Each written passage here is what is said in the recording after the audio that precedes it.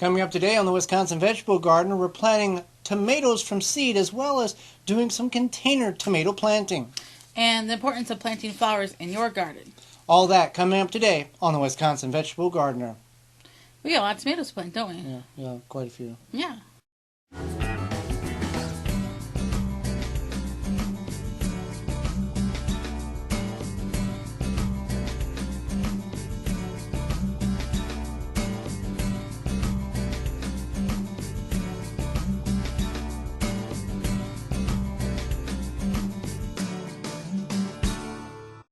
The Wisconsin Vegetable Gardener is sponsored in part by, for all your non-GMO, organic and heirloom vegetable, flowers, and herb seeds, visit dollarseed.com.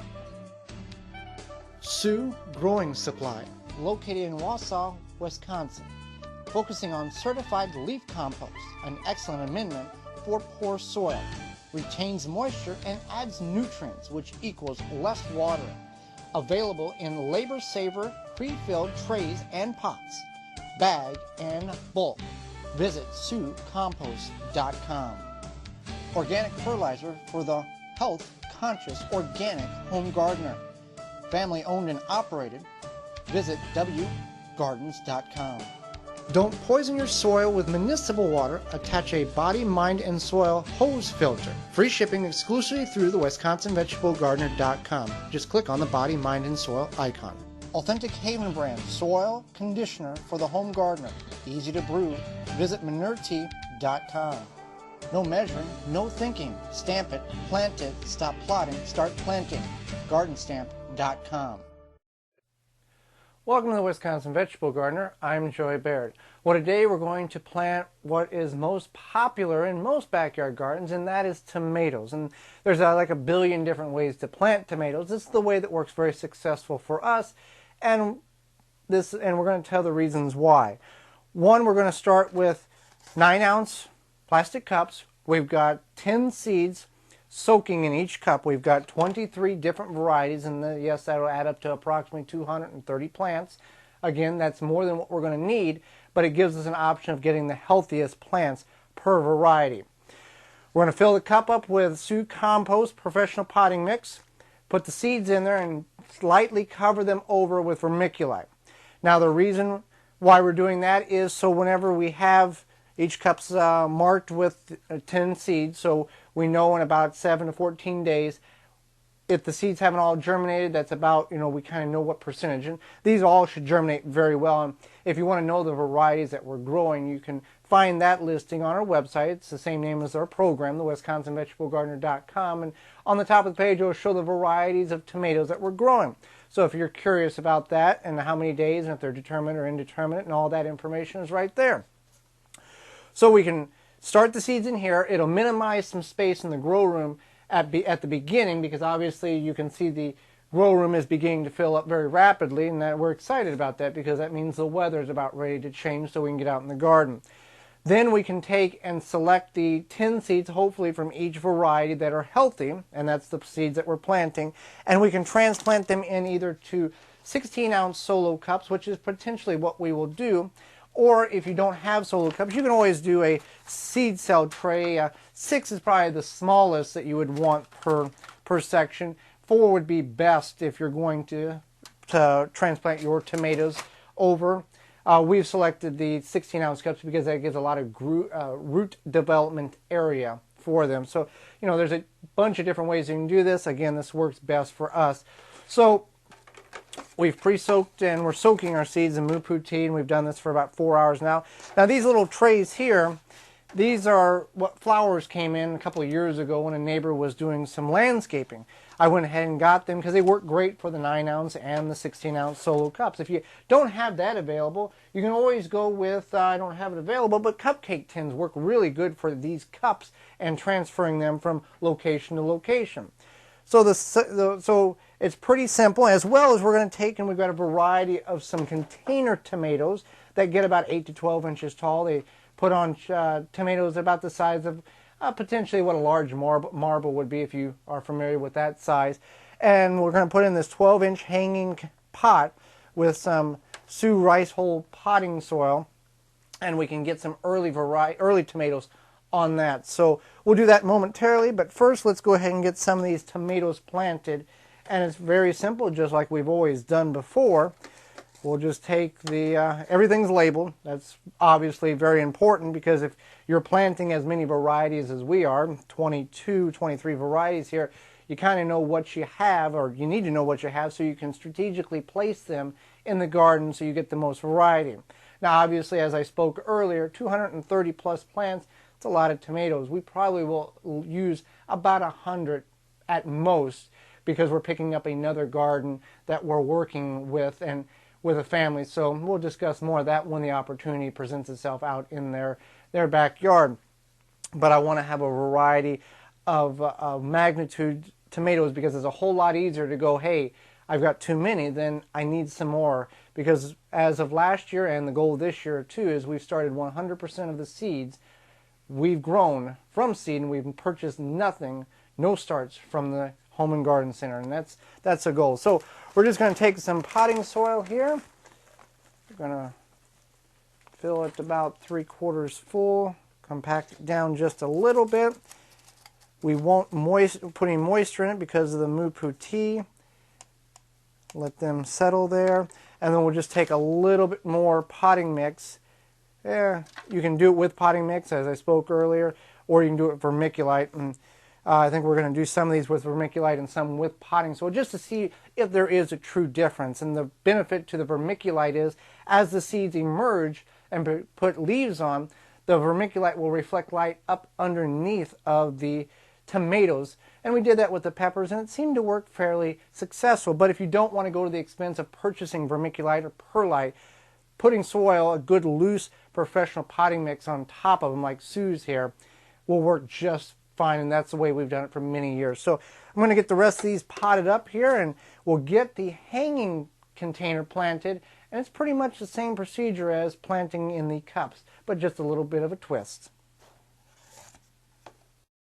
All right, now that we've got them all planted, I'm just hitting them just with a little bit more moisture, just because I want them to have a lot of moisture from the soil, and then in about 7 to 14 days, what's going to germinate will germinate, and then we can just go from that point on. And again, I did half of them with perlite, other half with just regular potting soil. Either way it works just fine. And another thing is sanitation is a very important aspect of this. Whether you are planting in trays like this that you buy at your local Home and Garden Center, or that you've gotten or that you've saved, everything that we're using this year gets sanitized through hot water and soap to make sure everything's very clean and sterile, so there's no potential of bacteria or pathogens or diseases or anything like that coming in and infecting the plants that we're trying to grow this year. We just purchased this particular cell, and it went through the cleaning process as well. So just because you buy it new doesn't mean it's always clean or it's safe, and you just want to take that precaution to be safe than sorry. So that's something we're always doing, and something that I would encourage you to do to give your plants the best start, because the success of the harvest dictates on how happy and how successful and how good the plants get started in your grow room or in the garden. So we're going to move these over here, and we're going to plant our hanging container that has our strawberries that will be on the porch, or you can hang it from a railing or whatever you may decide to do. Just a normal 12-inch pot. Now, we had found this a couple years ago. Again, this went through the wash, got sanitized, got cleaned, and we've got some organic rice hull professional potting soil in here, because that contains a little bit of fertilizer, slow-release fertilizer, and that's beneficial, and it's good for containers over 4 inches in diameter. Now, this is a container strawberry, or this is a container tomato. I've got 2 different seeds in here, and that's all I'm going to plant in this 12-inch container. So I'm just going to drain the muputi off of it, and I'll get 1 seed here, and I'm going to plant on opposite sides, and we just have to remove the soil just slightly, drop the seed in, and that's pretty much it. Yep, got that one in. Now we'll go ahead and get this seed in. I'm just going to plop it out of the container. All right, and we're going to go over on this side. And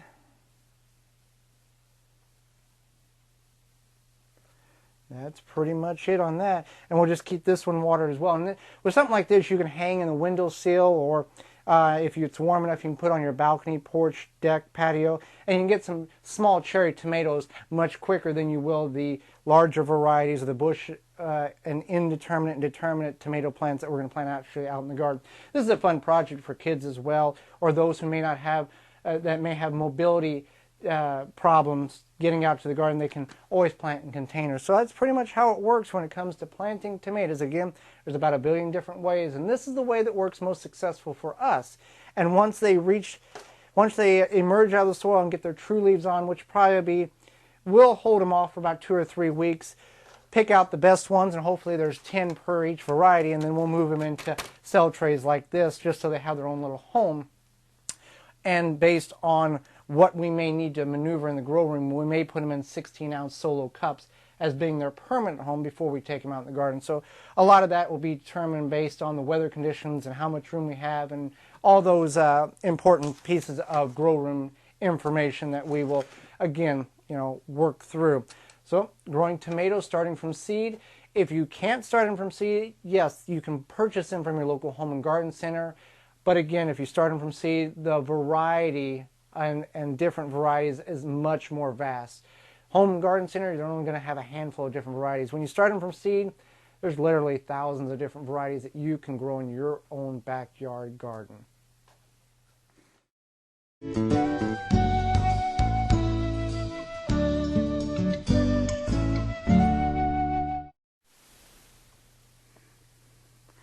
It's important to plant flowers in your garden, even if you just have only a vegetable garden or only space. It's good to plant just a few flowers because that helps attract the pollinators. And it's really important that we keep the bees so that they have ways to pollinate, ways to connect pollen. And they're really fighting a lot of genetically modified crops right now.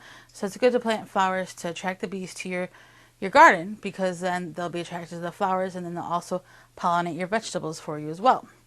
So I just have a variety of seeds here, and there's some different options that you can do to get them started. You can plant them directly in the ground, or some of them you can start ahead of time. You could use something like this. You could use the different cells of the trays here. You could use some of these cups. But if you do use these cups here, you want to make sure you clean them out, because you don't know, maybe you used them for like tomatoes last year or something. So you just want to make sure you clean them out with some hot soapy water. So it's important to plant a variety. If you don't want to go either of these routes, you could even, like I said, just put them directly in the ground. You could take like the bottom of a milk jug, bottom of a soda bottle, juice bottle, whatever, put them in there and then transplant them when it's warm enough for them. You want to do some research, if you don't know what a hollyhock is, and maybe you don't like it, or maybe you don't know if it grows in your area or if it's going to do well, or if it vines up, or what, you want to go ahead and do some research on the different seeds that you want to plant. So you can check out your local university extension. You can just Google it and see what kind of information you can find. So there's a few different options for finding information on your seeds. But it's good to go ahead and get those planted so that you can attract bees to your garden and give them a chance to get pollen, become good pollinators, and continue to help grow food.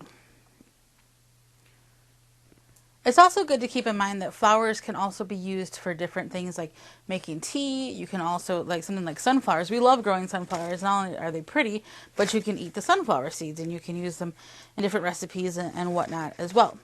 So that's another good reason to grow flowers, is maybe you can find them for different purposes. Thanks for watching. I'm Holly Bear. Join us next time for more home food preservation and organic gardening. This has been the Wisconsin Vegetable Gardener. For more information, please visit thewwisconsinvegetablegardener.com.